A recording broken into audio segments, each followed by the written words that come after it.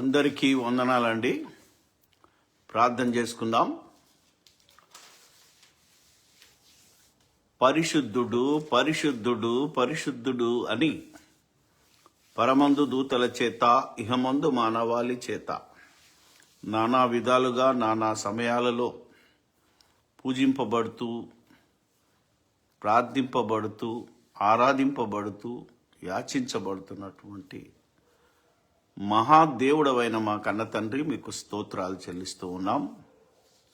మీ ప్రియకుమారుడు మా రక్షకుడైన క్రీస్తు యేసులో మీరు ఏర్పాటు చేసినటువంటి మీ దయా సంకల్పాన్ని బట్టి మీ చిత్తాన్ని బట్టి దేవా మా ప్రభువైన క్రీస్తు ద్వారానే మీకు వేవేల కృతజ్ఞతాస్తుతులు స్తోత్రాలు చెల్లిస్తున్నాం.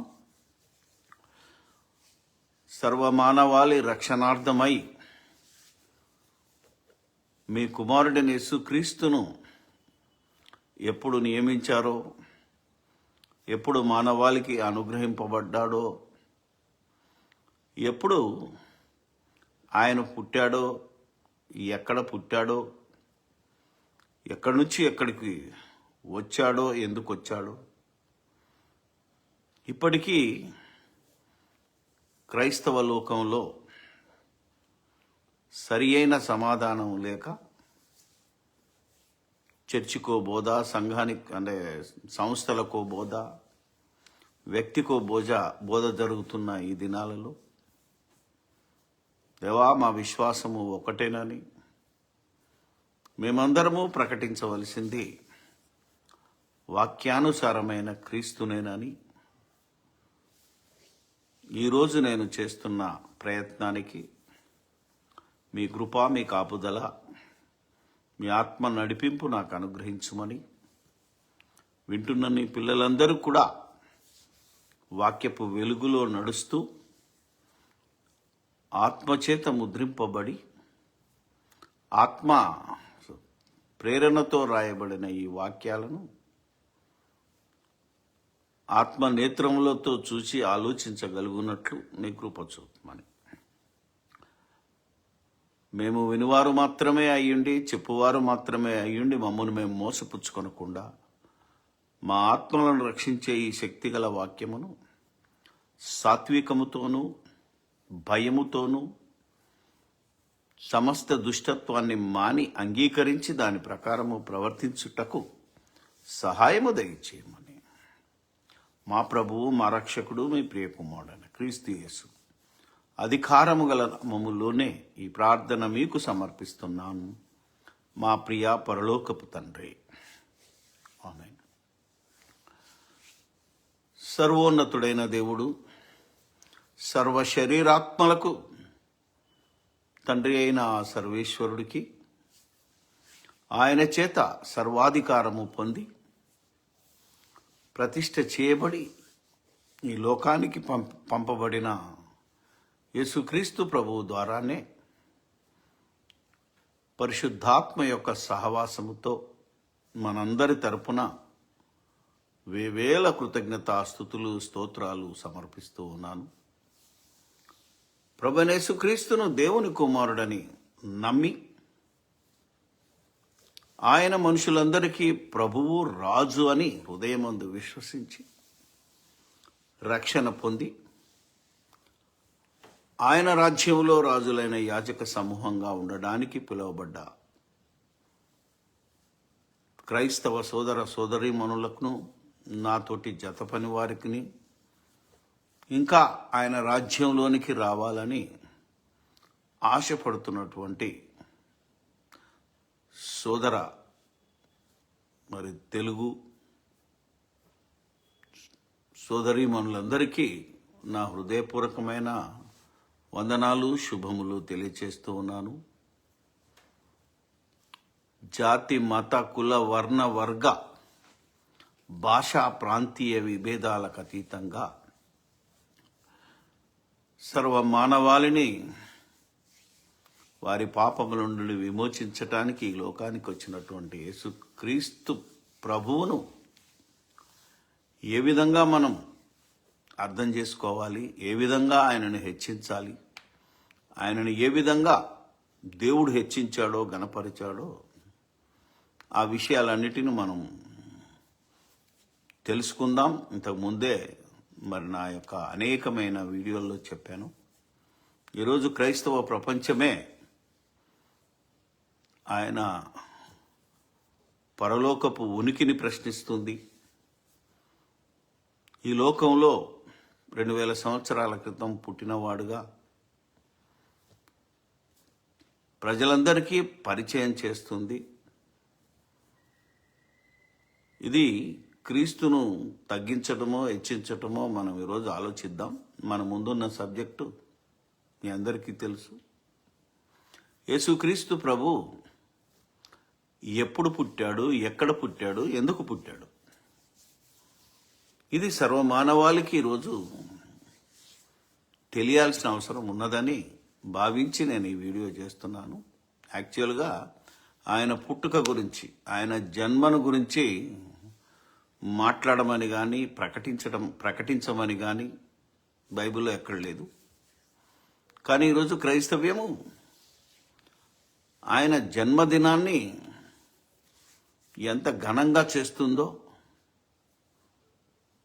ఆలోచిస్తే ఆశ్చర్యమేసి, ఖచ్చితంగా ఇది బైబిల్ ప్రకారంగా రైటా రాంగా చెప్పాలనుకుని నిర్ణయించాను.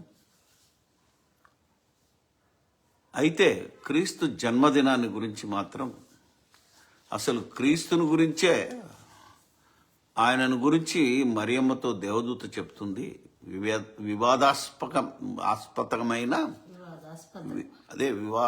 వివాదాస్పదమైన వ్యక్తిగా ఆయన చరిత్రలో నిలుస్తాడు అని, సమాజంలో నిలుస్తాడు.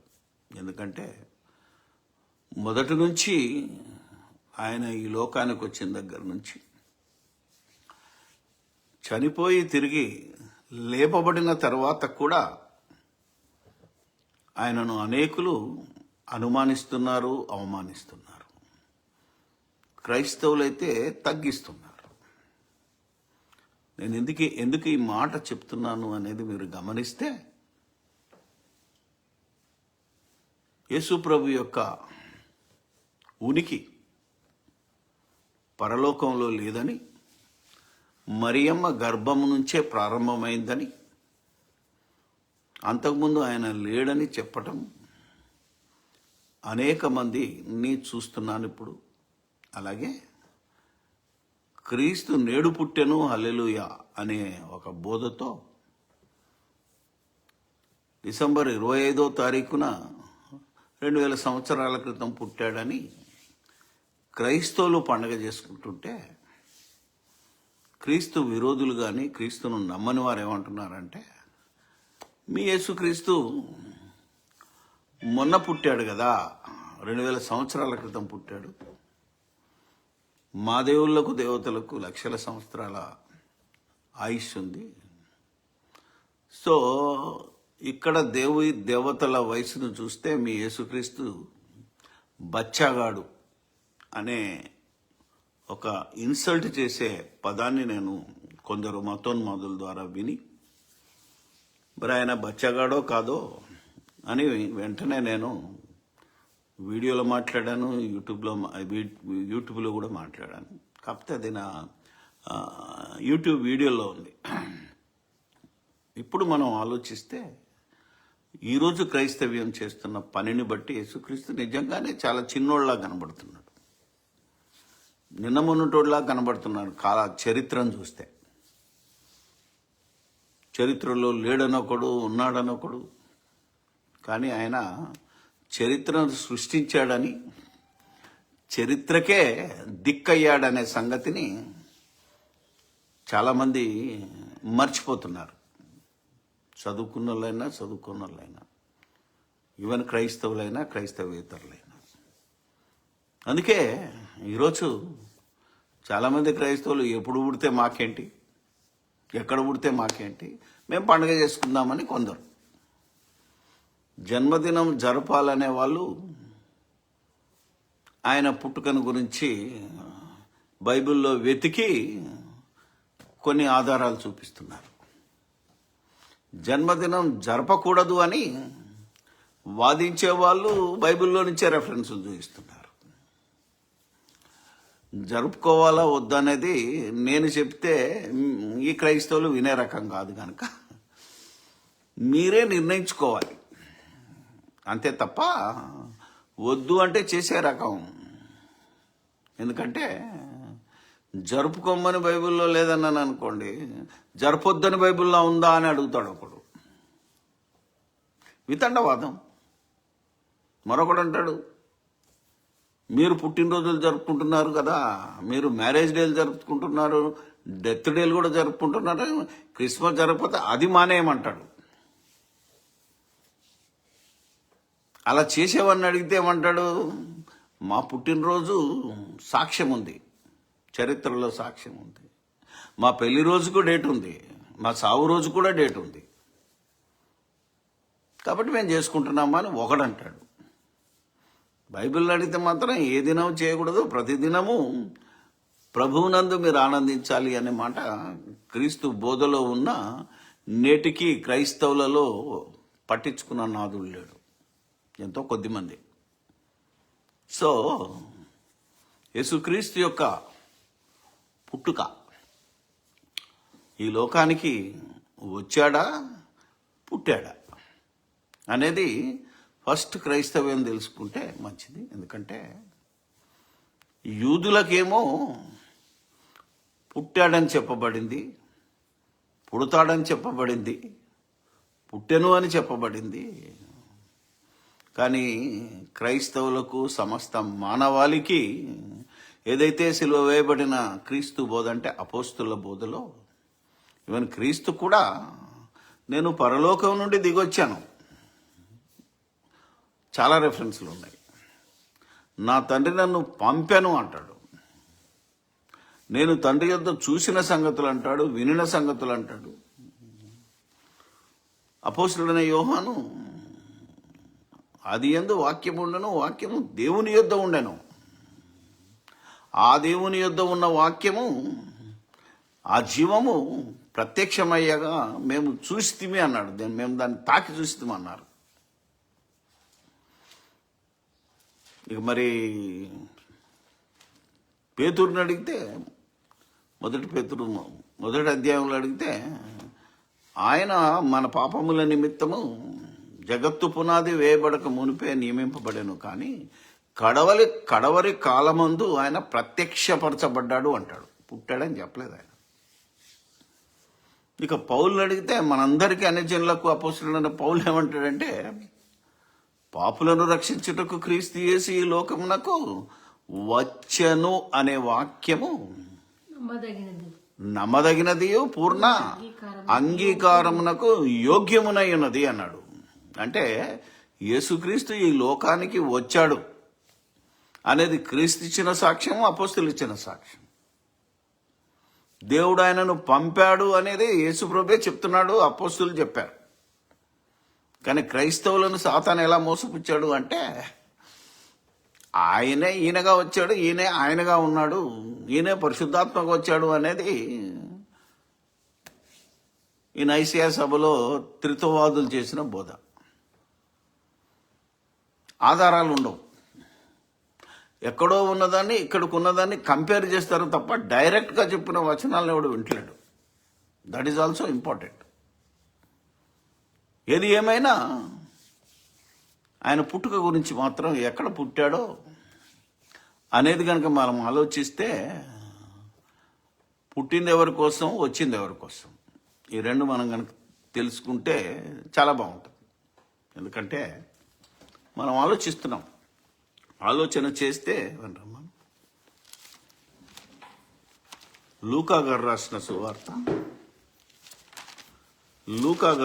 సువార్త, ఎందుకంటే ఆయన పుట్టుకను గురించి జాగ్రత్తగా రాసింది ఆయనే. అందుకని ఆలోచన చేద్దాం. మనందరికీ తెలుసు,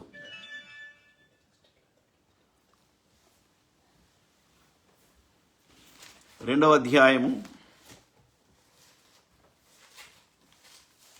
ఒకే ముందు ప్రవక్తల గురించి వద్దాం. ఎందుకంటే ముందు ప్రవక్తలు, తర్వాత అపోస్తలు, ఆ తర్వాత అపోస్తలు, ఆ తర్వాత అన్యజనులకు అపోస్తలున్న పౌలు.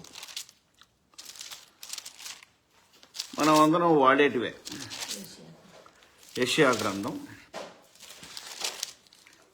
7వ అధ్యాయము 14వ వచనం. కాబట్టి ప్రభు తానే ఒక సూచన మీకు చూపును, ఆలకించుడి. కన్యక గర్భవతి అయి కుమారుని కుమారుని కని అతనికి ఇమ్మానుయేలను పేరు పెట్టును. ఇది జరగబోయే దాని గురించి చెప్పాడని చాలా మంది ఒప్పుకుంటున్నారు. No problem. ఇది జరగబోయేది ప్రవచనం.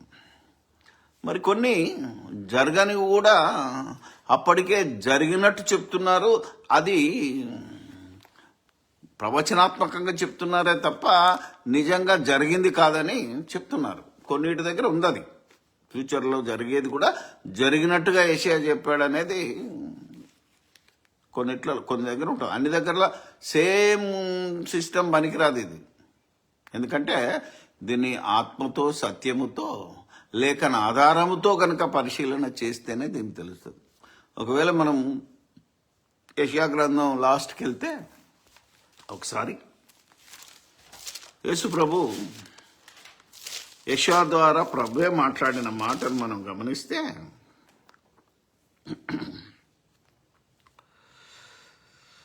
ప్రభువు యెహోవా ఆత్మ నా మీదికి వచ్చి ఉన్నది, దీనులకు సువర్తమానం ప్రకటించుటకు యెహోవా నన్ను అభిషేకించెను, నలుగురు హృదయం గల వారికి దృఢపరచుటకును, చెరలోనున్న వారికి విడుదలను, బంధింపబడిన వారికి విముక్తిని ప్రకటించుటకును, యెహోవా హితవత్సరమును మన దేవుని ప్రతిదండన దినమును ప్రకటించుటకు.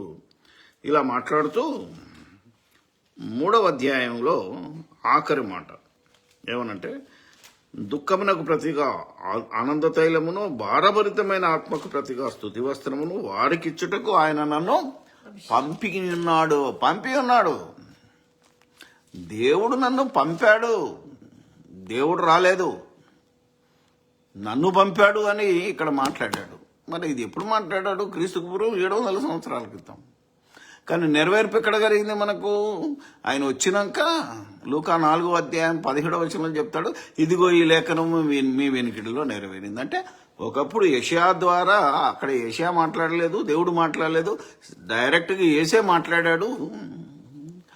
కానీ ఆయన ఎందుకు మాట్లాడాడు, ఎక్కడుండి మాట్లాడాడు, ఎక్కడికి వచ్చి దాన్ని నెరవేర్పును చూపించాడు.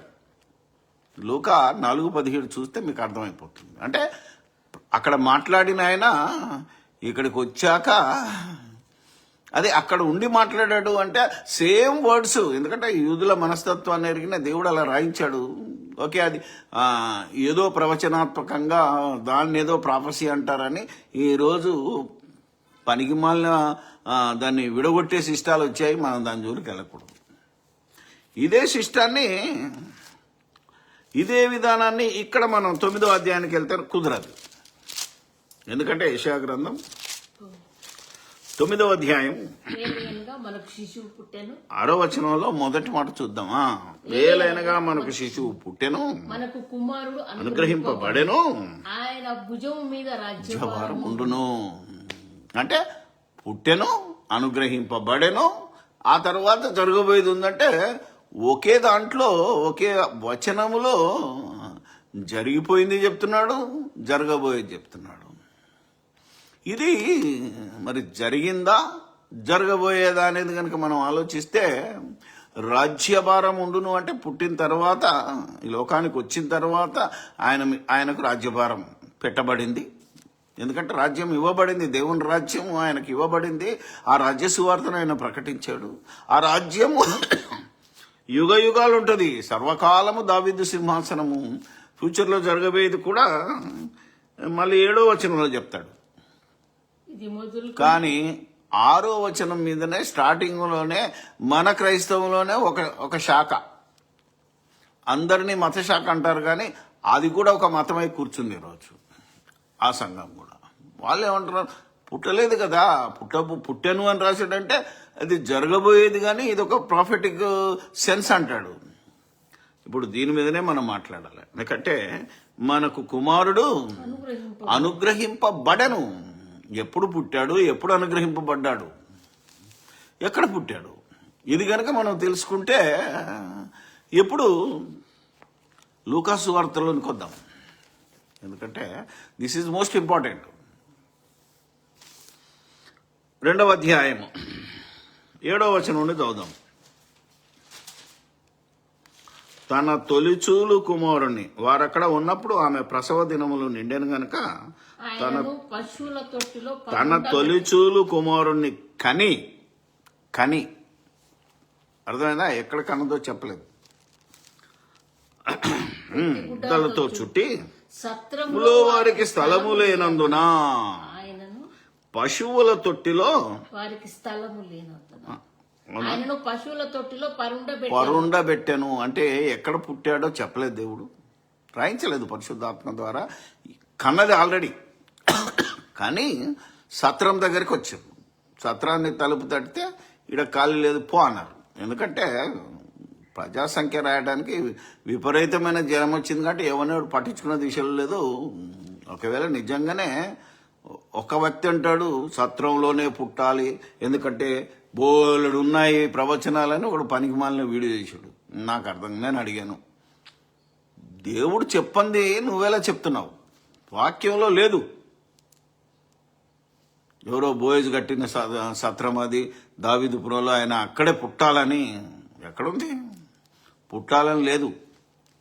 ప్రవచనాన్ని చదివితే మీకు అర్థమవుతుంది, మీకా చదివితే అర్థమవుతుంది, లేదా మత్తయి సువార్త అర్థమవుతుంది. కానీ ముందు చెప్తున్నాను, సత్రంలో ఆయన అమ్మ డెలివరీ కాలేదు, కనలేదు. ఎక్కడ కన్నదో సీక్రెట్. ఎందుకంటే కన్నాడు, పలానా చోట పుట్టాడు అంటే ఇప్పుడు ఆనాటి ప్రజలు కాదు, ఈనాటి ప్రజలు ఎక్కడ.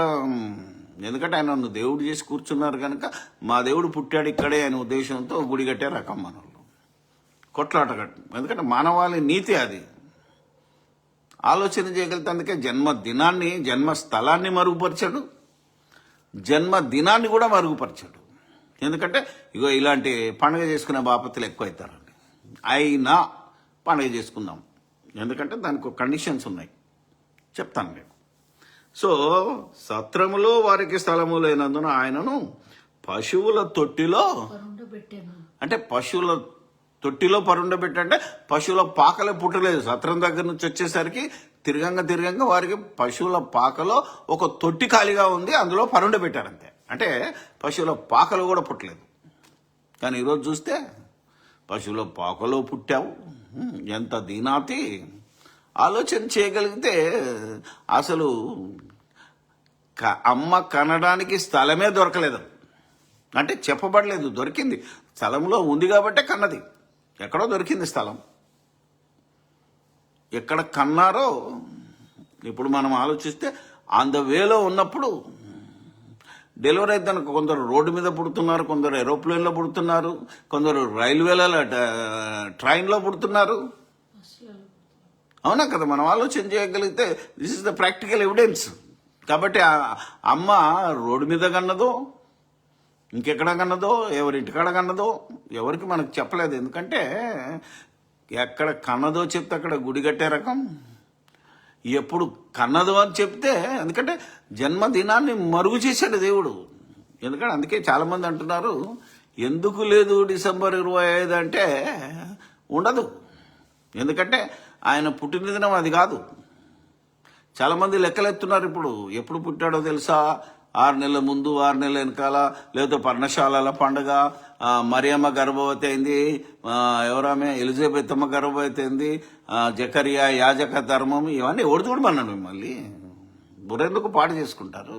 ఎందుకంటే కాలములు సమయములు తన తండ్రి తన స్వాధీనంలో ఉంచుకున్నాడు కదా, అది తెలుసుకుంటే మీ పని కాదు. అంటే ఆయన పుట్టిన రోజును తెలుసుకోవడం ఎవడికి సాధ్యంగా. ఎవడంటాడు? జనసంఖ్య రాయడానికి వెళ్ళారు కనుక జనసంఖ్యలో పేరుంది, ఆ పేరును బట్టి డేట్ నిర్ణయించాడంటాడు ఒకడు. పెద్ద టీవీలో ఆయన స్పీకరు, ఆయన యెరూషలేముకు పోయేస్తుంటాడు. నేనన్నాను, స్వామి బైబిల్ పూర్తిగా తెలుసుకొని దేవుని సంకల్పాన్ని, దేవుని నీతిని, దేవుని రాజ్యాన్ని వెతకండి మీరు. ఎందుకంటే ఒకవేళ నిజంగానే జనసంఖ్యలో రాయబడి ఉంటే హేరోదు దాన్ని బట్టి పలానా రోజు పుట్టాడు కనుక ఆ రోజు పుట్టోళ్ళను చంపేసేవాడు, కానీ అసలు డేట్ దొరకకనే కదా 2 సంవత్సరాల లోపున్న పిల్లలను చంపేశాడు. ఆలోచిస్తే తెలుస్తుంది. తెలుసు కదా, ఉన్నది కదా అంటే లేదు. చరిత్ర ఆ రోజు జనసంఖ్యలో రాయించలేదు, ఎందుకంటే డేటును దేవుడు కావాలనే మరుగుపరిచాడు. ఎందుకు మరుగుపరిచాడో కూడా బైబిల్లో వెతికితే దొరుకుతుంది. ఎందుకంటే కావాలంటున్నారు కనుక వెతుకుతున్నాం మనం. ఎక్కడ పుట్టాడో బైబిల్లో రాసింది, ఎప్పుడు పుట్టాడో కూడా బైబిల్లో రాసింది. అర్థమైందా లేదా? అది దేవుని నీతితో ఆలోచిస్తే దొరుకుతుంది. కాబట్టి ఇంకొకటి 8, ఆ దేశంలో కొందరు గొర్రెల కాపర్లు పొలములో ఉండి రాత్రి వేళ తమ మందను కాచుకొనుచుండగా, మందను కాచుకున్నారా బాబు? చలి కాచుకోలేదు, ఇక్కడ మందను కాచుకున్నారంటే చలి కాచుకున్నారని కల్పించి ఆన్ని మాత్రం ఎవడన్నాడు.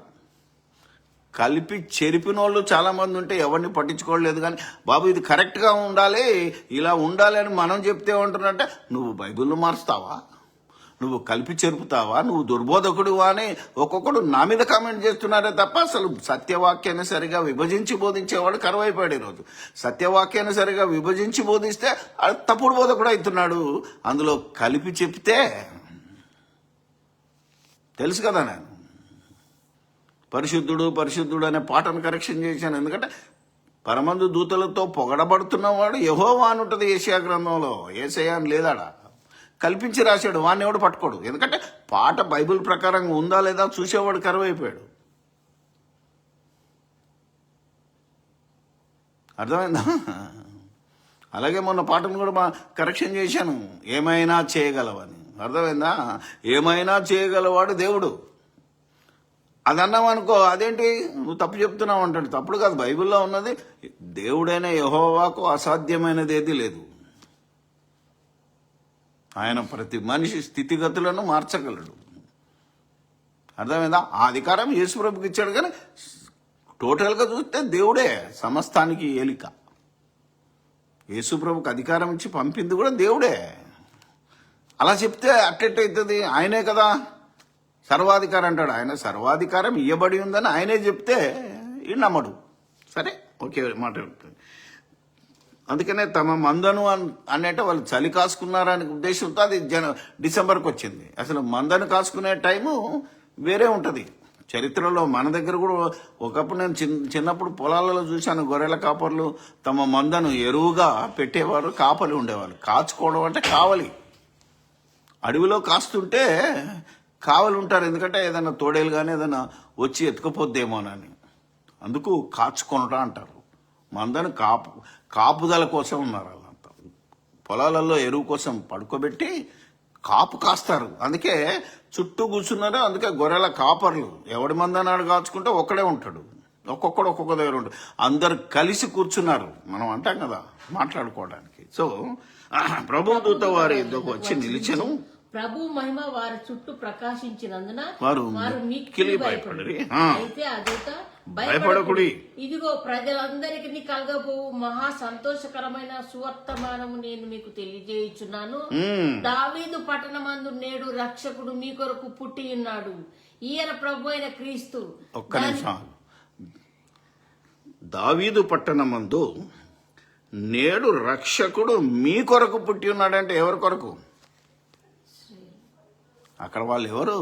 యూదులు, ఇశ్రాయేలీలు.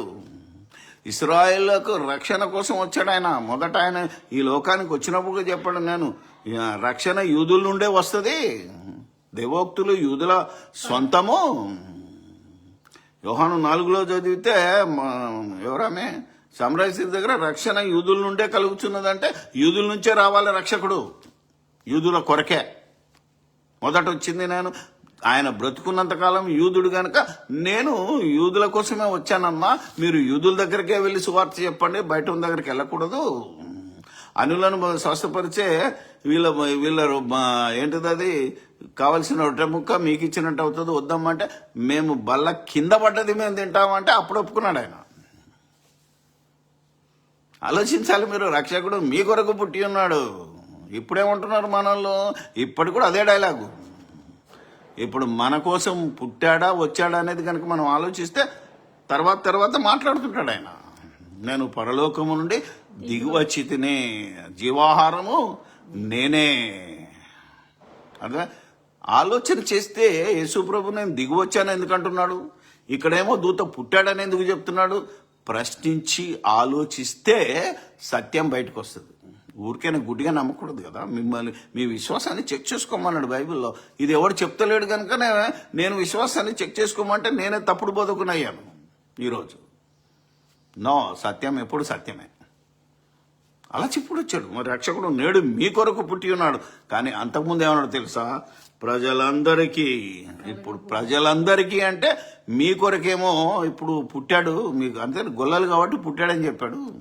ఎందుకంటే అక్కడ పోయి చూస్తే పశువుల తొట్టిలో పరుండబెడతాడు కాబట్టి ఈ బాలుడు వచ్చాడంటాడేంటి అనేది వాళ్ళకి అర్థం కాదు కనుక పుట్టాడని చెప్పాడు. కానీ వస్తాడని ధర్మశాస్త్రం గ్రంథాల్లో రాసినది అది హేరోదు దగ్గర దొరికిపోతుంది. మనం చూద్దాం, ఆలోచన చేయాలి మనం. అందుకే నేను ఇంతకుముందు చాలా వీడియోలు చేశాను. మానవ మేధస్సుకు అందని క్రీస్తు జన్మదిన మహత్యం, రహస్యం, వాట్నాట్ బోల్డ్ పేర్లతో ప్రతి సంవత్సరం ఒక 4-5 సంవత్సరాలు, ఒక 15 ఏళ్ల క్రితమే మాట్లాడాను. ఇప్పుడు కాదు ఇది. చూద్దాం. ప్రజలందరికీ కలగబోవు అంటే ఫ్యూచర్. దూత చెప్తుంది, అప్పుడే కాదు. ప్రజలందరికీ కలగబోవు సువర్తమానము. సువర్తమానం అంటే అక్కడ సువర్తమానాన్ని ప్రకటించడానికి యేసుప్రభు వచ్చి సువార్త చెప్పాడు. రాజ్య సువార్త కూడా చెప్పాడు. ఎందుకంటే నేను వెళ్తున్నాను 3వ రోజున నేను బెత్లెహేం అది యెరూషలేంకి వెళ్తున్నాను, నేను అక్కడ చంపబడతాను, పాతి పెట్టబడతాను, 3వ దినాన దేవుడు నన్ను లేపుతాడు, నేను లేస్తాను అని చెప్పాడు. That is gospel. సో యేసుక్రీస్తు మరణ సమాధి పునరుత్థానము ద్వారా ప్రజలందరికీ కలగబోయే సువర్తమానం కూడా మీకు చెప్తున్నాను. వాళ్ళకి అర్థం కాదు, వాళ్ళు అర్థం చేసుకోలేదు. కాబట్టి రక్షకుడు మీ కొరకు పుట్టి ఉన్నాడు. దానికి ఇదే మీకు ఆనవాలు. మీరు ఇమ్మీడియట్గా వెళ్ళి చూస్తే ఒక శిశువు పొత్తిగుడ్డలతో చుట్టబడి పండుబెట్టు మీరు చూచెదారు. చూసారా ఎంత బాగుంటుంది? ఇది ఉందా? ఇప్పటికి నువ్వు అదే డైలాగ్ చెప్తే ఎట్లా?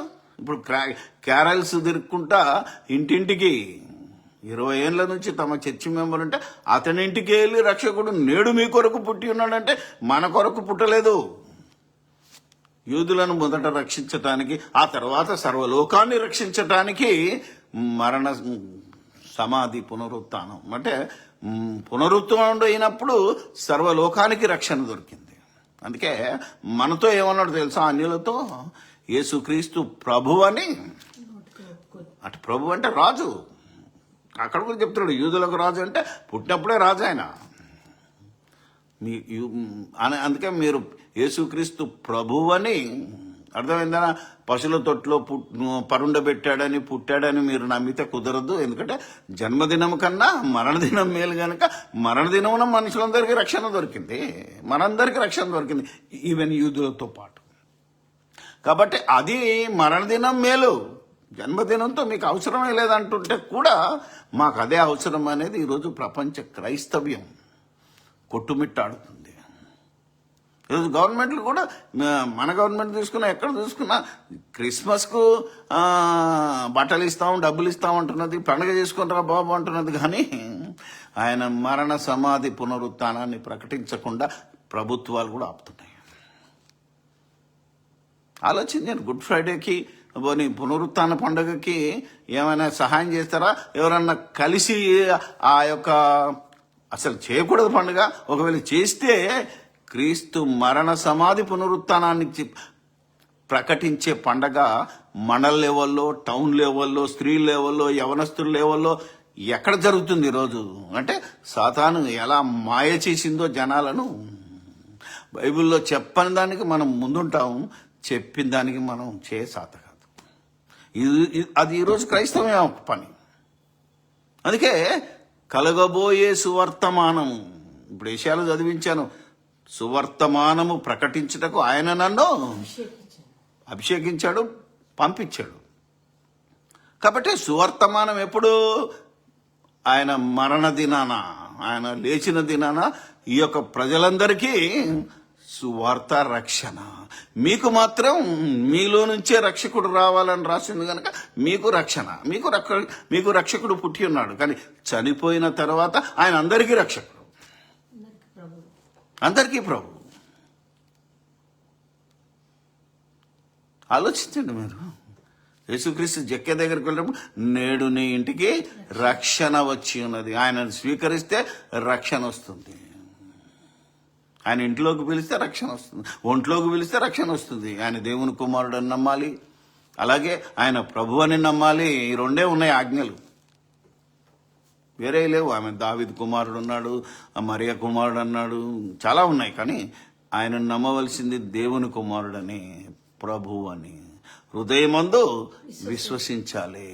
నీ హృదయంలో ఆయనను ప్రభువుగా, రాజుగా ప్రతిష్ఠించాలి అని పేతురు చెప్పాడు. ఇవన్నీ కాదనే వాళ్ళు ఎక్కువ, ఎందుకంటే ఈ బోధన జరగలేదు కదా. ఇప్పుడు నేను చెప్తుంటే అది ఒక కొత్తగా ఉంది, ఒక వింతగా ఉంది, అది ఒక తప్పుడు బోధలా కనిపిస్తుంది. ఈరోజు 80% నిండా మునిగిన వాళ్ళకు ప్రవక్తల బోధలో, లేకపోతే బైబిల్లో లేని బోధ అని చెప్పిన వాళ్ళ బోధలో వాళ్ళ బుర్ర నిండిపోయింది. కానీ బైబిల్లో ఉన్న బోధ, అందుకే ఒక పుస్తకం రాశాను, బైబిల్లో ఉన్న బోధ మీరు విన్న బోధ ఏంటో తెలుసుకోండి,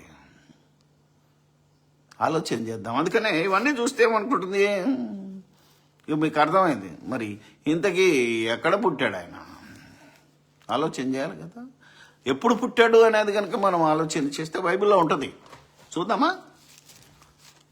పరలోకం నుంచి దిగొచ్చాననేది దానికి ఎవిడెన్స్ బోలెడు ఉన్నాయి.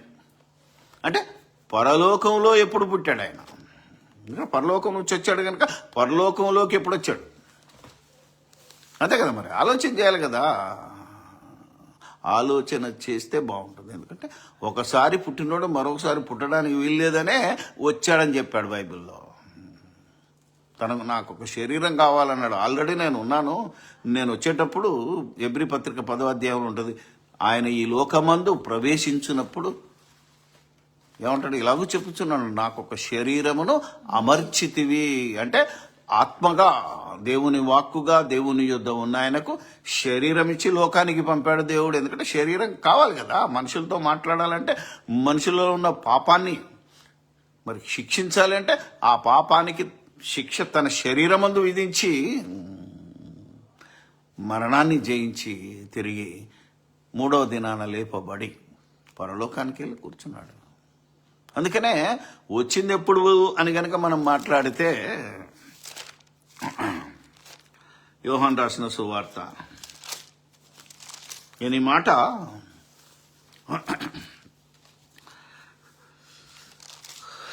18వ అధ్యాయం. ఒక టీవీ చర్చలో చెప్తే అక్కడ లేదు కదా అంటాడు. అన్నీ ఉంటాయా? చూద్దాం, ఆలోచన చేద్దాం. మరి పశువుల పాకలో పుట్టాడని లేదు కదా, ఎందుకు నమ్మావు? సత్రంలో పుట్టాడని లేదు కదా బైబిల్లో, ఎందుకు నమ్ముతున్నావు? ఎందుకు నమ్మారు? ఎందుకు ప్రకటించారు? అది అడగడానికి టైం ఇవ్వలేదు అతను. జవాబు చెప్పక పారిపోయాడని అంటాడు ఒక పనికి మాలినోడు. చెప్పే అవకాశమే ఇస్తే కదా. ఇదో చెప్తున్నా విను. అమ్మాయిని లేడు ఇప్పుడు, మనం ఏం చేయలేం. యోహాను సువార్త 18వ అధ్యాయము. నీవు రాజువా అంటే నీవు అన్నట్టు నేను రాజునే అన్నాడు. ఈ మధ్యలో ఒక అందరూ మతం శాఖలని చెప్పి ఆయన కూడా రాజువా అంటే రాజునే అన్నాడు. కానీ ఇంకా రాజ్య అధికారం రాలేదు, రాజ్య భారం లేదు, రాజ్యం ఇంకా భూమి మీదకి రాలేదు కదా. పెంతెకోస్తనే పండగ దినాన్ని వచ్చిందని ఒక అజ్ఞానంతో మాట్లాడిన సహోదరుని చూస్తే బాధ వేసింది నాకు. వెంటనే ఆయనకు చెప్పాను అనుకోండి. నేను ఎప్పుడు చెప్తాను, ఎవరు తప్పుగా మాట్లాడినా వెంటనే వాళ్ళకి చెప్తుంటాను. వాళ్ళు తిట్టని, వాళ్ళు మనల్ని రేపు పిలవకపోయినా మనకేం ప్రాబ్లం లేదు, ఇది బైబిల్లో ఉందని కామెంట్ చేస్తుంటాను. యేసు నా రాజ్యం ఈ లోక సంబంధమైనది కాదు అన్నాడు కనుక ప్రభువైన దావీదు సింహాసనం ఆయనకి ఇస్తాడని ఉంది కనుక ఆ సింహాసనాన్ని అధిష్ఠించడానికే రాజుగా వచ్చాడు. పుట్టినప్పుడే రాజు అంటే ఈ లోకానికి వచ్చినప్పుడే రాజు. కానీ ఇంకా వీళ్ళకి తెలియదు రాజుగా వచ్చుచున్నాడు అనే పాట పాడతారు. కానీ వచ్చినోడు రాజురా బాబు, ఆయన రాజు, ఆయన రాజ్యం భూమి మీద ఉన్నది, ఆయన రాజ్య పరిపాలన చేస్తున్నాడు.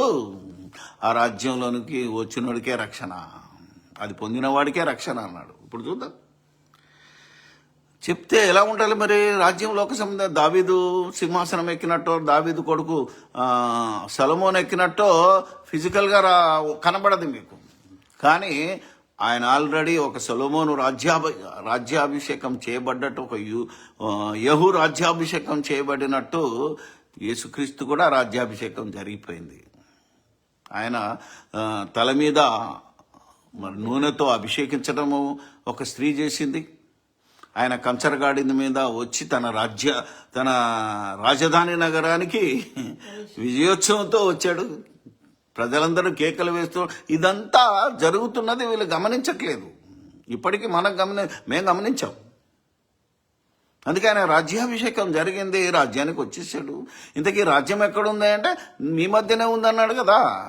నేను ఆ రాజ్యానికి రాజును, నేను ఆ రాజ్యంలో సభ్యుణ్ణి, నాతో పాటు ఇంకా 12 మంది ఉన్నారు.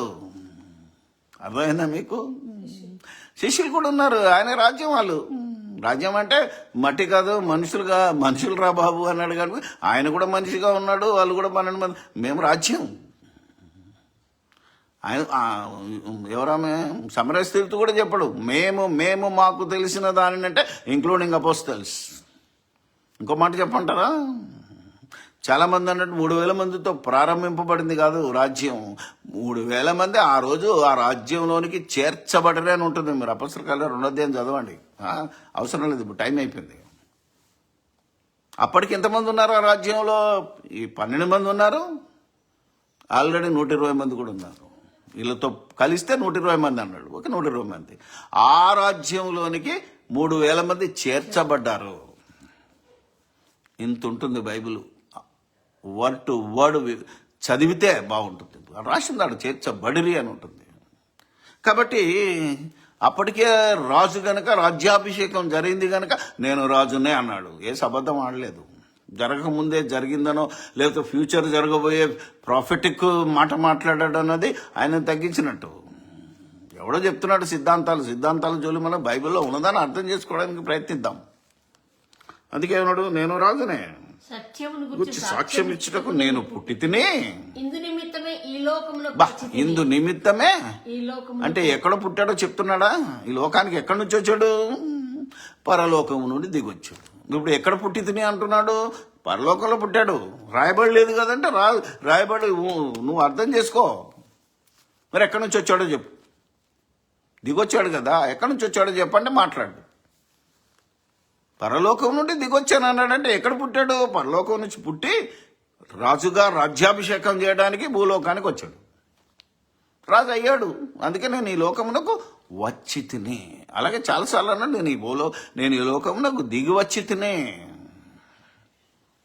This is the concept. అంటే ఎప్పుడు వచ్చాడు, ఎప్పుడు పుట్టాడు? వచ్చిన దినం మనకు మరుగు చేయబడింది, పుట్టిన దినం కూడా మరుగు చేయబడేది. ఎందుకంటే ఎప్పుడు పుట్టాడంటే పరలోకంలో. ఆయన జగత్తు పునాది వేయబడక మునిపే నియమింపబడెను.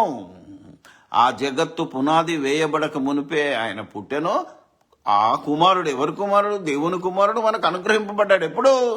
ఆయన తన కుమారుని పంపాలని జగత్తు పునాది వేయబడక మునిపే నిర్ణయించాడు గనక ఆయన అక్కడ కని ఆయన దగ్గర ఉంచుకొని, ఎప్పటి వరకు ఉంచుకున్నాడట?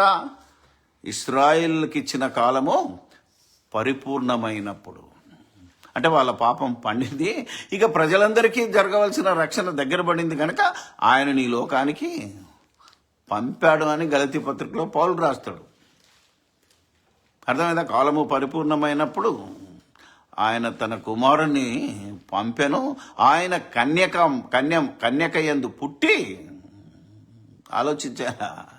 ఆలోచన చేస్తే ఉంటుంది. ఒకవేళ నీ తెలుగు ట్రాన్స్లేషన్లో తప్పున్నదేమో కానీ ఒరిజినల్గా యేసు ప్రభు కన్య మరియమ్మకే పుట్టాడు, స్త్రీకి పుట్టలేదు. స్త్రీకి పుట్టాడంటే భర్తతో సంబంధం కలిగిన ఆమె స్త్రీ. అంటే ఒక ఎలిజబెత్ స్త్రీ, ఒక మరియమ్మ కన్యక. అంటే మరియమ్మ స్టేటస్ని కూడా మనం దించడానికి వీల్లేదు. ఆమె కన్యక. ఆయన కన్యగర్భంలో జన్మించాడని ఆల్రెడీ ఉంది కదా, జన్మిస్తాడని.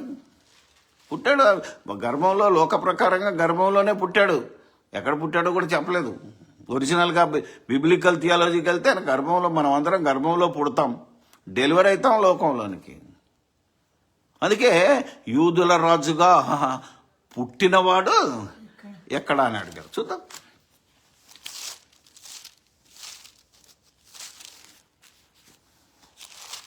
మత్తయి రాసిన సువార్త, అవసరమైతే దీన్ని రేపు వీడియో కూడా మాట్లాడతాను. మత్తయి రాసిన సువార్త 2వ అధ్యాయం. తూర్పు దేశపు జ్ఞానులు, తూర్పు దేశపు అంటే ఒకే దేశం నుంచి వచ్చారు వాళ్ళు. అది ఏ దేశమో ఆల్రెడీ యెషయా రాయబడింది. ఆయన షేబ నుంచి వచ్చాడు. ఎఫ్రాయిము లేత ఒంటెల సమూహం వచ్చింది. బోల్డ్ మంది వచ్చారు కనుకనే రాజు కలవరపడ్డాడు. వచ్చే ఉంటాడు, యూదుల రాజుగా పుట్టినవాడు ఎక్కడ ఉన్నాడు అనగానే మొత్తం శాస్త్రులు కలవరపడి పిలిస్తే వాళ్ళు అప్పుడు బైబిల్ తెరిచారు, లేఖనాలు తెరిస్తే మీకా గ్రంథం కొనబడింది. అప్పుడు ఏమంటున్నాడో చూడు. తూర్పు దిక్కున మేము ఆయన నక్షత్రము వారు క్రీస్తు ఎక్కడ పుట్టునని వారిని అడిగినందుకు వారు యూదయ బెత్లెహేములోనే, ఎలయనగా యూదయ దేశపు బెత్లెహేమా, నీవు యూదా ప్రధానులలో ఎంత మాత్రమును అల్పమైన దానవు కావు. ఇశ్రాయేలీయులను నా ప్రజలను పరిపాలించు, ఇశ్రాయేలును నా ప్రజలను పరిపాలించు. అది వాళ్ళ కోసం రాసింది గనక. తర్వాత సర్వలోక పరిపాలకుడు అయ్యాడు, సర్వలోకానికి ప్రభు అని అపోస్తలులు ప్రకటించారు. ఇక్కడ ఆ ప్రవక్తలు చెప్పింది ఇశ్రాయేలుకే రాజు అని ప్రవక్త ద్వారా వ్రాయబడి ఉన్నదని. అంటే ఇశ్రాయేలును నా ప్రజలను పరిపాలించు అధిపతి నీలో నుండి వచ్చును. బెత్లెహేంలో పుట్టును అని చెప్పలేదు, ఎందుకంటే పరలోకంలో పుట్టాడు ఆయన. భూలోకానికి వచ్చాడు కనుక బెత్లెహేము నుంచి వస్తాడు అని రాశాడు. ఎందుకంటే వాళ్ళకి ఆల్రెడీ ధర్మశాస్త్రం ఉంది కనుక వాళ్ళకు వస్తాడని రాశాడు. ధర్మశాస్త్రాన్ని తెలియని పామరులైనట్టు గొర్రెలకు మాత్రమే పుట్టాడని చెప్పాడు.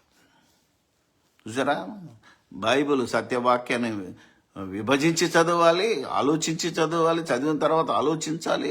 అప్పుడే కానీ మన విశ్వాసం సరి అయిందా కదా, మన ప్రకటన సరి అయిందా కదా. ఇంతకీ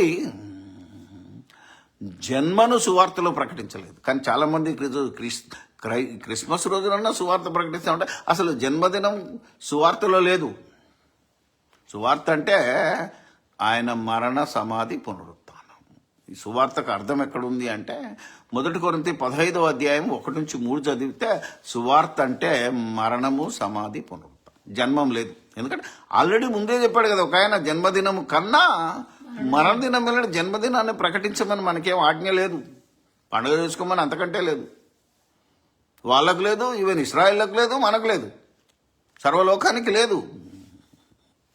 ఏది లేదో అది చేయించటం, మన చేత చేయించటం అనేది ఈ లోకాధికారి పని. వాడికి ప్రభుత్వాలు అడ్డంగా ఉన్నాయి, ప్రజలందరూ అడ్డంగా ఉన్నారు కదా. ఎందుకంటే భూలోక రాజ్యములన్నీ వానికి అప్పగింపబడి ఉన్నాయి. ఈరోజు ఏ దేశంలో చూసినా సాతాను యొక్క పరిపాలన జరుగుతుంది తప్ప సంఘములో మాత్రమే క్రీస్తు పరిపాలన జరుగుతుంది. లోక పరిపాలన అంతా లోకము వారి ఇష్టమైంది, రాజకీయాలది. కానీ సంఘములో పరిపాలన, తన రాజ్యంలో పరిపాలన క్రీస్తుది. ఇంతకీ ఏ రాజ్యం ఉంది, ఎక్కడున్నారు అనేది అర్థం చేసుకోవట్లేదు ఈరోజు. అందుకనే నీలో నుండి వచ్చును ప్రవక్తలందరూ వస్తారని రాశాడు.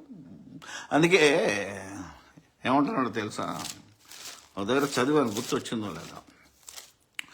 యోహాను రాసిన సువార్త 4వ అధ్యాయము. సమరయ స్త్రీ ఆల్రెడీ అంటుంది,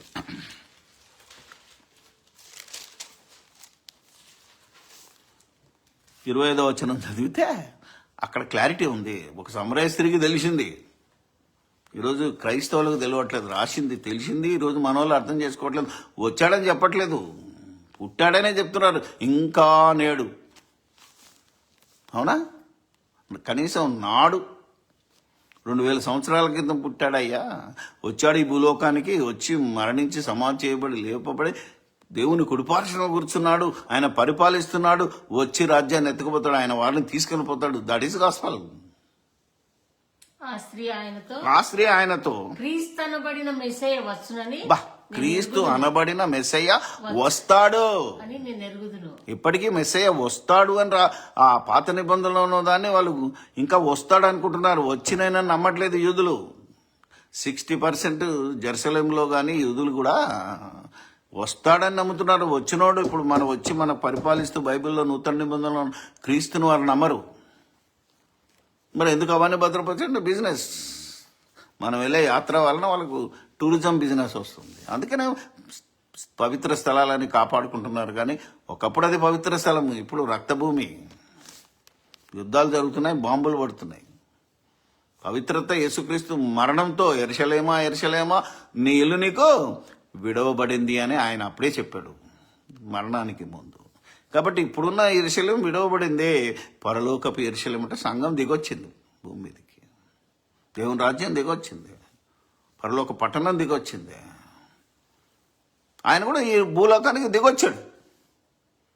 అందుకే ఈ లోకంలో పుట్టినోడు కదంటే ఈ లోకాన్ని పుట్టించినోడు. ఎందుకంటే కలిగి ఉన్నదేది ఆయన లేకుండా కలగలేదు. అంటే ఈ భూమి ఆకాశములన్నిటినీ నేను రూపశిల్పిని అన్నాడు.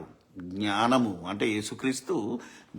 సామెతల గ్రంథం 8వ అధ్యాయంలో యేసుక్రీస్తు ఈ లోకం పుట్టక ముందే పుట్టాడు.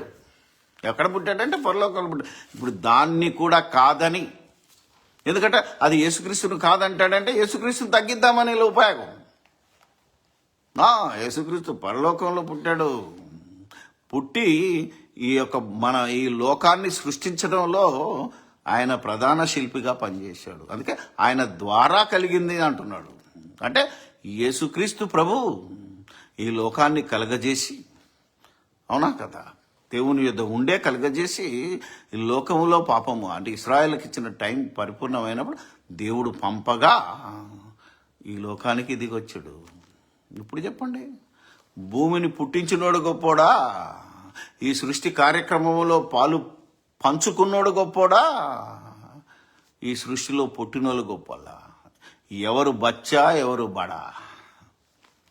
సృష్టి ఎప్పుడు పుట్టిందయ్యా అంటే ఒకడన్నాడు 1370 కోట్ల సంవత్సరాల క్రితం భూమి కలిగిందట. ఓకే, కలిగిందనుకో. యేసు ఎప్పుడు పుట్టాడు? 1370 సంవత్సరాల క్రితమే పుట్టాడు. నేడు నేను నిన్ను కని ఉన్నాను అన్నాడు. అంటే ఒకడంటాడు ఎలా కన్నాడో చెప్పు అంటాడు. ఎలా కన్నాడు? ఆయన కన్నాడని చెప్పాడు, కన్నాడు అంతే. దాని గురించి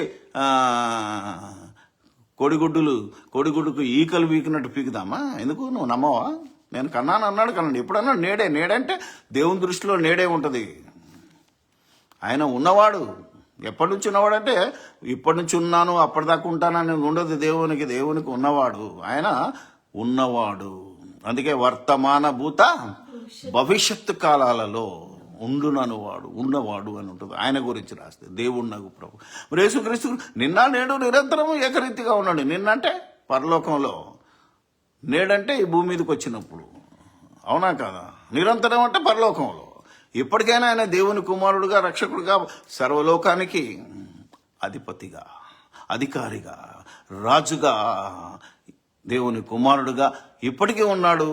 రాకముందు ఉన్నాడు, వచ్చిన తర్వాత దేవుని కుమారుడే, రాకముందు కూడా దేవుని కుమారుడే, ఇప్పుడు వెళ్ళిపోయి కూడా దేవుని కుమారుడనే చెప్పబడ్డది. రాసిన పత్రికలన్నిటినీ ఆయన వెళ్ళిపోయి పరలోకంలో కూర్చున్నప్పుడు కదా పత్రికలు రాయబడ్డాయి, సువార్తలు రాయబడ్డాయి. అప్పుడు అందుకే అప్పటికీ దేవుని కుమారుడే, నిన్న నేడు నిరంతరం.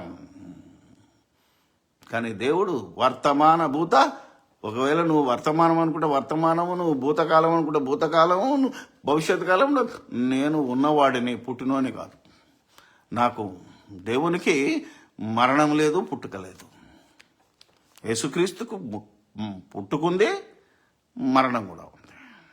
కానీ ఇప్పుడు సజీవుడు, మరణాన్ని మింగివేశాడు. ఆయన పునరుత్థానుడు. ఇలా మనం ప్రకటించగలిగితే యేసును హెచ్చిస్తున్నామా తగ్గిస్తున్నామా?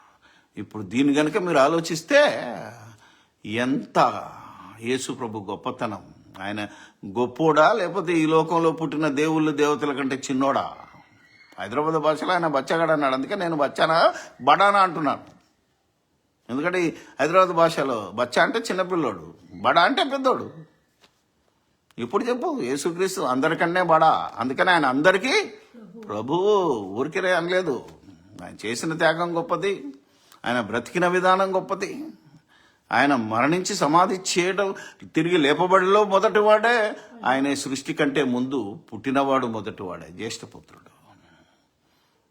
ఆయన పుట్టిన తర్వాతనే పరలోకంలో ఆయన ద్వారా ఈ లోకాన్ని పుట్టించాడు దేవుడు, లోకాన్ని కలగజేశాడు దేవుడు. ఈయన సృష్టిలో పాలు పొందిన సృష్టికర్త దేవుడు. ఎందుకంటే చేయించినోడిది గొప్పతనం, చేసినోడిది కాదు. అందుకే సృష్టికర్త దేవుడు, కానీ సృష్టిలో పాలు పొందాడు. అందుకని ఆయన ఏమన్నాడు, కలిగి ఉన్నదేది ఆయన లేకుండా, అంటే భూమి పుట్టక ముందే ఆయన ఉన్నాడు. అబ్రహాము పుట్టక ముందే నేను ఉన్నాను అన్నాడు. ఉన్నవాడు కాదు, ఉన్నాను అన్నాడు. ఉన్నవాడు వేరు, ఉన్నాను వేరు. అయాం అన్నాడు యేసు ప్రభు, కానీ దేవుడు ఏమంటాడు, అయాం ద అయాం. తేడా లేదు. ఇలా మోసపుచ్చుతున్నారు చాలా. అయాం అన్నాడు అయాం అన్నాడు కనుక ఆయనే దేవుడు అనే చెప్తున్నాడు, కానీ ఈయన అయాంది అయాం అనలేదు. నేను అయాం అన్నాడు.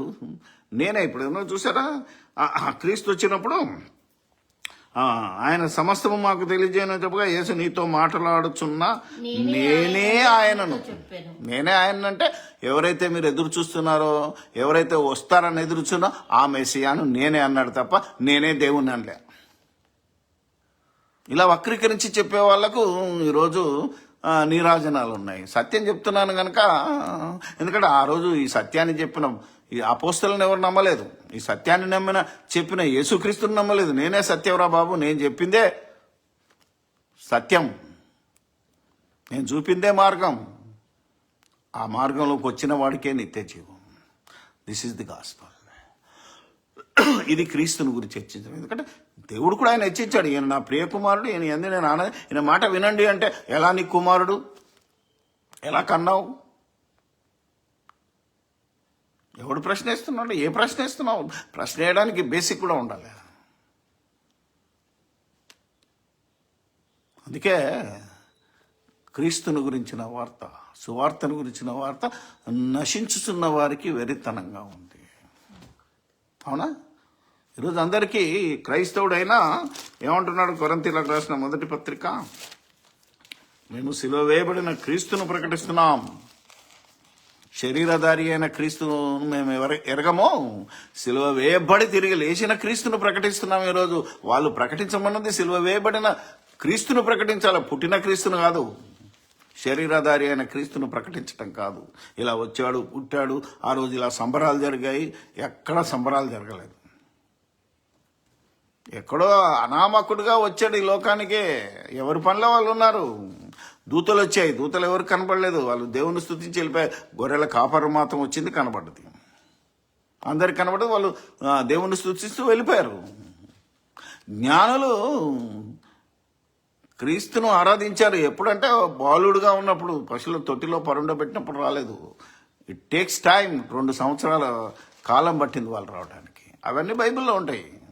చదివేవాడేవాడు స్కిట్ కావాలి అంటే దూతలు రావాలి, వెళ్ళిపోవాలి, గొల్లలు రావాలి, వెళ్ళిపోవాలి, జ్ఞానం కూడా రావాలి. ఎందుకంటే స్కిట్ ముగించాలి కదా. ఎవడు చేయమన్నాడు నీకు స్కిట్? అది బైబిల్కి వ్యతిరేకం కదా. ఈరోజు చూపిస్తున్నారు చిన్నపిల్లలతో డ్యాన్సు, వయసు పిల్లలతో డ్యాన్సులు. What is this? ఇలా అడిగినామనుకో, నువ్వెవడరా అడగడానికి? నేను అడగను, రేపు దేవుడు అడిగినా చెప్పుకోండి. నేను అందుకే ఏం మాట్లాడలేదు. చేయాలన్నా వద్దన్నది మీ ఇష్టం. ఆలోచన చేద్దాం మనం. అందుకనే కొరింథీయులకు రాసిన పత్రిక, సిలువను గురించిన వార్త, జన్మను గురించిన వార్త కాదు, సిలువను గురించిన వార్త. నశించుచున్న వారికి వెరితనము గాని రక్షింపబడుచున్న మనకు దేవుని శక్తి. అంటే సిలువ సువార్తను ప్రకటించేవాడికి రక్షణ దేవుని శక్తి. జన్మాన్ని గురించి, పుట్టుకను గురించి, పుట్టిన ప్లేస్ గురించి ఇది ప్రకటించేవాడికి ఈ సువార్త వెరితనంగా ఉంది. ఇప్పుడు నేను చెప్పేది ఈ పండగ క్రైస్తవులకు వెరితనంగా ఉంటుంది. I don't mind, I don't care also. మనకు దేవుడు మెచ్చుకోవాలి తప్ప ప్రజలు మెచ్చుకోవాలంటే నాకు ఈ పాటికి నా యూట్యూబ్ కానీ నా దాని కానీ లక్షల్లో వచ్చేది ఏంటిది వ్యూస్. అసలు నా ఛానల్ ఏమంటారు, సబ్స్క్రైబ్ చేసుకోవడానికే భయపడుతున్నారు ఈరోజు. ఎందుకంటే ఎక్కడ సత్యం దొరికితే, ఎక్కడ మేము దేవుని వైపు మళ్తే, ఎక్కడ మేము పరలోకానికి వెళ్తామో, మాకు ఈ లోకం కావాలి, ఈ సుఖాలు కావాలి, పండగలు కావాలి, ఆ తర్వాత నరకం కావాలనుకుంటున్నారే తప్ప పరలోకం కావాలని ఆశించిన వాళ్ళే. అందుకనే యేసుప్రభుడు అన్నాడు, నా తండ్రి చేత ఆకర్షింపబడిన వాడు మాత్రమే నా దగ్గరికి వస్తాడు. లోకాన్ని ఆకర్షించిన వాడు, లోకం కోసం పండుగలు చేసుకునేవాడు అంతే సంగతులు, నా దగ్గరకు రాడు. ఎందుకంటే క్రీస్తులో లేడు. ఈరోజు క్రిస్మస్లో కూడా క్రీస్తు లేడు కదా. పండగలు, స్కిట్లు, పాటలు, డ్యాన్సులు, ఎమ్మెల్యేలు, మంత్రులు, కేకులు, శాలువాలు, కథం. వాక్యం చెప్పడానికి ఎక్కడ టైం ఉంది? సువార్త చెప్పడానికి ఎక్కడ టైం ఉంది? మెయిన్ స్పీకర్కి వచ్చేసరికి 15 నిమిషాలు. ఆ చెప్తుంటే కూడా మరొక మంత్రో మరొకటి వస్తే అది కూడా కట్టు. ఎంత దారుణం! అందుకనే ఆలోచించండి. ఎప్పుడు పుట్టాడంటే జగత్తు పునాది వేయబడకముందు. ఎక్కడ పుట్టాడంటే పరలోకం. ఆయన పుట్టినప్పుడు డిసెంబర్ నెల లేదు. అర్థమైందా? ఈవెన్ ఆయన ఈ యెరూషలేములో అమ్మ కడుపులోంచి డెలివరీ అయినప్పుడు కూడా, ఈ లోకానికి వచ్చినప్పుడు కూడా డిసెంబర్ నెల లేదు. అప్పుడు యూదుల నెలలే ఉన్నాయి. అసలు ఈ క్యాలెండర్ లేదు, గ్రిగోరియన్ క్యాలెండరే లేదు. ఒకడంటాడు క్రీస్తుకు పూర్వం 4వ శతాబ్దంలో పుట్టాడు అంటాడు. చరిత్ర గూగుల్లో కొడితే మరి స్టార్ట్ అయింది 0 నుంచి స్టార్ట్ అయింది కనుక ఆయన పుట్టింది 0లో అంటాడు ఒకడు. ఇవన్నీ మనుషుల సాక్ష్యాలు, మనుషులు మాట్లాడే మాటలు మనం నమ్మకుండా బైబిల్ను నమ్ముదాం. ఇది పరిశుద్ధాత్మ ప్రేరణతో రాసింది. అయితే తెలుగు బైబిల్ మళ్ళా తర్జుమా చేయబడ్డది. ఇందులో ఏమైనా ఎర్రర్స్ ఉంటే కూడా భావం దెబ్బతినకుండా, దేవుని నీతి దెబ్బతినకుండా మరలా మనం దాన్ని అనుగుణంగా, దేవుని నీతికి అనుగుణంగా అర్థం చేసుకొని ఎలా ప్రకటించాలో చూడు. దైవజనుడు పూర్ణంగా సిద్ధపడి దైవావేశం వల్ల కలిగిన ప్రతి లేఖనాన్ని ప్రకటించాలంటే, ఇప్పుడు నేను ప్రకటించాను. ఎక్కడికి ఎవరికి ఎప్పుడు రక్షణ వచ్చింది, ఎప్పుడు అన్యజనులైన మనకు రక్షణ వచ్చింది, ఆయన ఎక్కడ పుట్టాడు, ఎక్కడికి వచ్చాడు, ఎందుకు వచ్చాడు? పాపులను రక్షించుటకు. ఆ రోజు ఇశ్రాయేలును రక్షించడానికి, సర్వ మానవాళిని రక్షించడానికి భూలోకానికి వచ్చాడు. వచ్చిన తర్వాత మన కోసం చనిపోయి సమాధి చేయబడి తిరిగి 3వ దినాన లేపబడ్డాడు. ఆయన రాజు కనుకనే, రాజు అని విశ్వసిస్తేనే నీకు రక్షణ, ప్రభు అని విశ్వసిస్తేనే రక్షణ. ప్రభు అంటే పరిపాలకుడు, రాజు. దేవుడే దిగొచ్చాడు పశుల పాకల కంటే నీకు రక్షణ లేదు. దేవుడు తన కుమారుని పంపాడంటే రక్షణ ఉంది నీకు. చాలా సంగతులు ఉన్నాయి.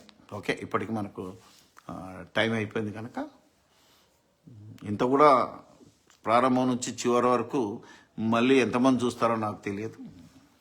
మీరు కామెంట్ చేయొచ్చు, కామెంట్ చేయకపోవచ్చు, నో ప్రాబ్లం. దేవుడు సత్య సంబంధులందరినీ తన కృపలో భద్రపరిచి తన కుమారుడి రాకడ వరకు కాపాడును గాక.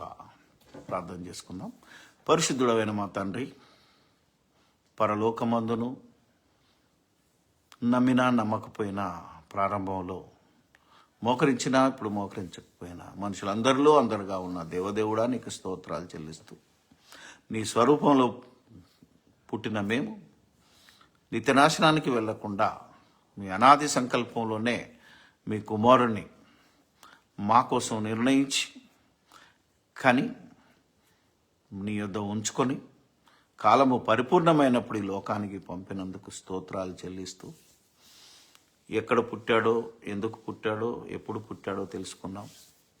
ఈ భూలోకంలో కూడా మరి ఏదైతే యెరూషలేము అనుకుంటున్నామో అక్కడికి కూడా వచ్చాడనే ఉంది, కానీ ఎక్కడ పుట్టాడో కూడా రాయలేదని సత్యవాక్యాన్ని సరిగా విభజించి బోధించాను.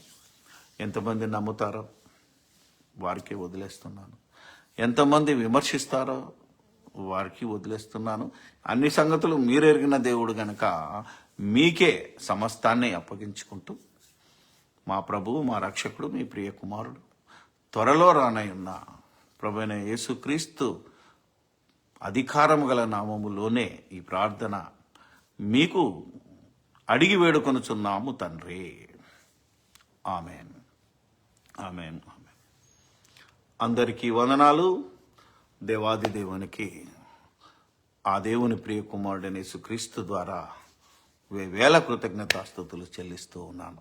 God bless you.